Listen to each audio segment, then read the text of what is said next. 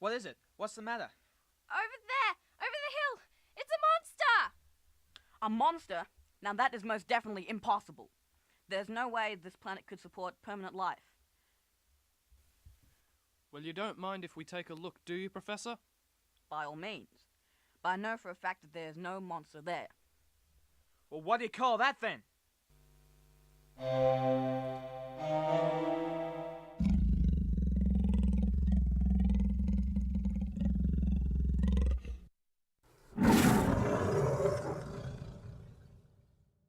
Impossible. It can't be real. Shut up, Professor. It can't be real. It just can't. Come on.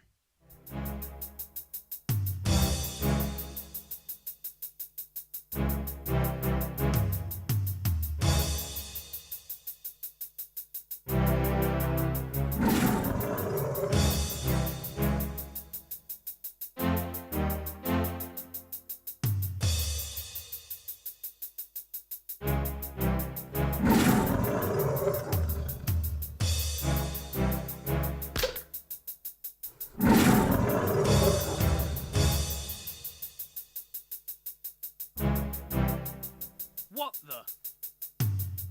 Look! Run!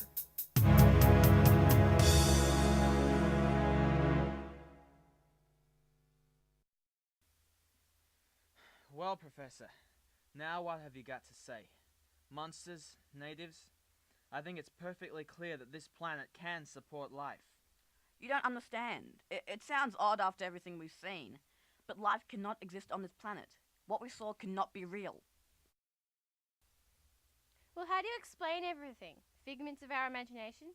Mirages, perhaps? No, but it is very strange. I'm sure there's something going on here. Oh, just drop it, Professor. You've got to believe me. Now look, this is round about the same place we saw the river and the fruit trees, isn't it? The mountains are the same. There are a lot of hills around here, Professor. The fruit trees could be behind any of them. But we should be able to see the river running off into the distance.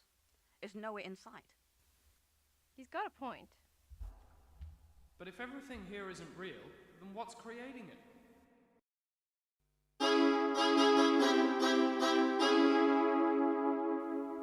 The one they call Professor is still holding on to his theory. Let's see what he will say to this.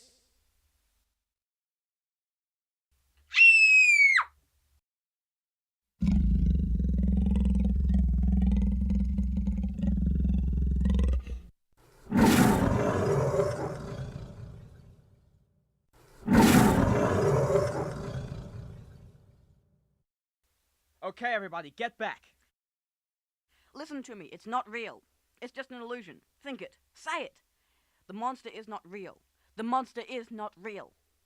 The monster is not real. The monster is not real. The monster is not real. The monster is not real.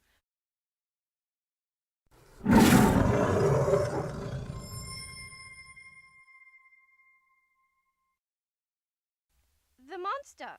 It disappeared. It just vanished. You are right, Professor. Well, Professor, I guess we owe you an apology. True, but it doesn't matter now. The question is, who created those things, how they did it, and why?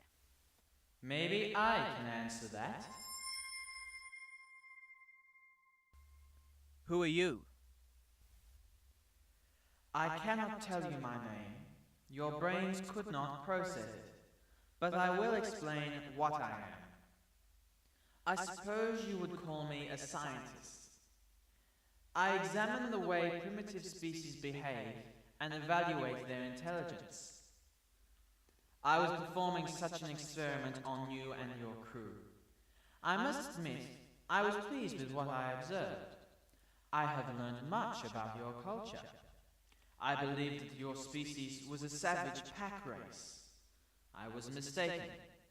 I believed that the females of your culture would be the male's slaves.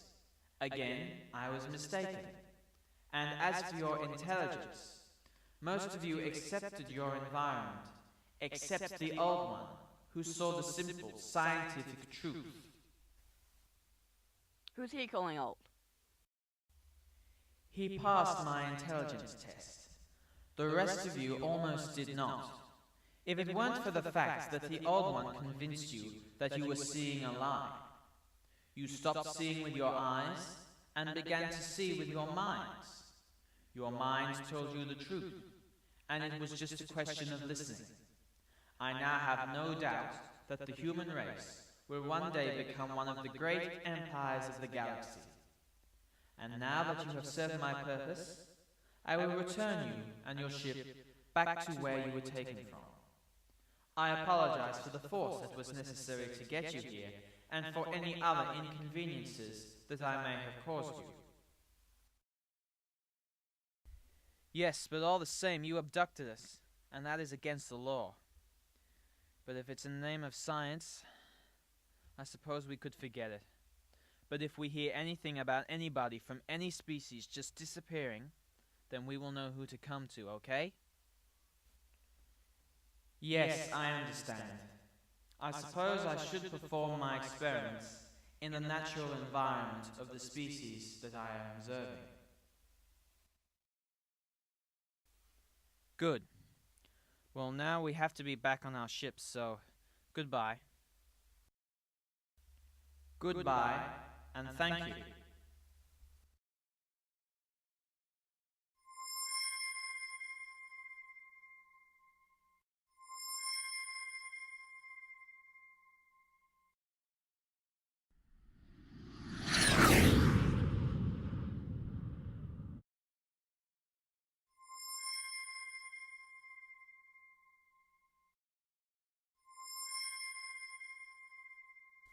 Now where have you been? I've been frightfully bored. It's a long story, Bob, and I don't think you'd care anyway.